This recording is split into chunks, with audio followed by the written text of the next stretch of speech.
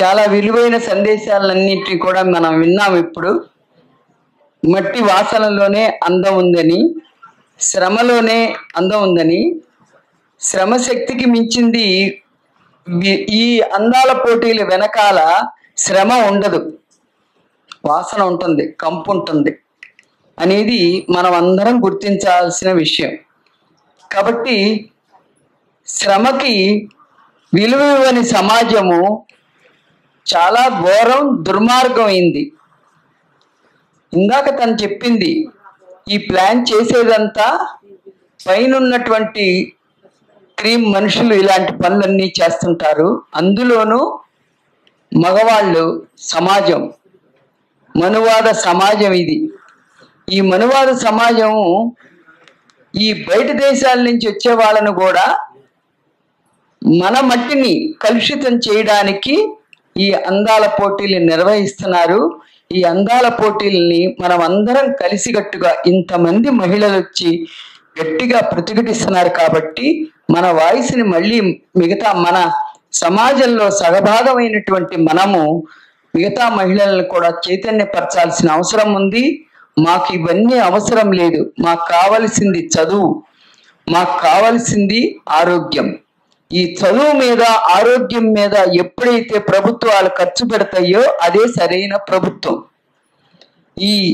ఈ రెండు లేకపోతే సమాజంలో అట్టడుగున దీనికి వెళ్ళిపోతాం.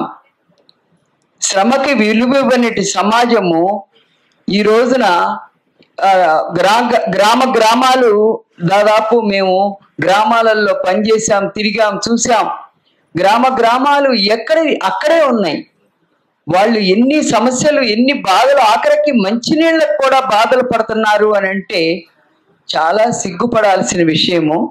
ఈ రోజుకి స్కూలు లేకుండా బాధపడుతున్నారు, ఈ రోజుకి మరుగుదొడ్లు లేకుండా బాధపడుతున్నారు. వీటిని గురించి పట్టించుకోకుండా సమాజంలో ఎడ్యుకేషన్కి ఇంత పర్సంటేజ్ ఇవ్వండి అని మనం అడిగినా కానీ అట్టడుగున అతి కష్టం మీద ఎడ్యుకేషన్కి కేటాయిస్తున్నారు బడ్జెట్ని.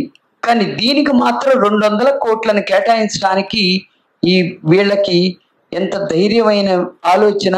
కాబట్టి మనం అందరం కూడాను ఈ విషయాన్ని ప్రతిఘటించాల్సిన అవసరం ఉంది.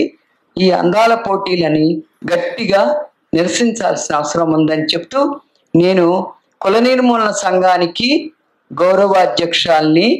52 సంవత్సరాల నుంచి మా సంఘం పనిచేస్తుంది, ఇంకా పనిచేస్తుంది. ఒకే కులంలో చేసుకున్న వాళ్ళు అనారోగ్యం పాలవుతారమ్మా అని వాయిస్ ఇచ్చే వాళ్ళం మేము.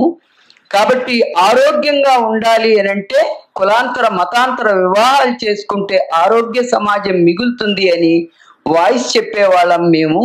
ఈ ఆరోగ్య సమాజంలోని వాళ్ళకి ఆరోగ్య సమాజాన్ని మిగిల్చాల్సిన అవసరం ఉన్న భారతదేశానికి I donation, body donation, blood donation అవసరం ఉన్నప్పుడు అతిగా 20 ఏళ్ల నుంచి పోరాడితే నిన్న బిల్లు పెట్టారు. రాత్రి 9 గంటల దాకా కూడా ఆ సెక్రటరియట్లో కూర్చునే వాళ్ళం, ఈగలు కొట్టుకుంటా, దోమలు కొట్టుకుంటా. ఇంత కష్టపడిన తర్వాత నిన్న అతి కష్టం మీద బిల్లు పెట్టారు, బిల్ పాస్ అయింది.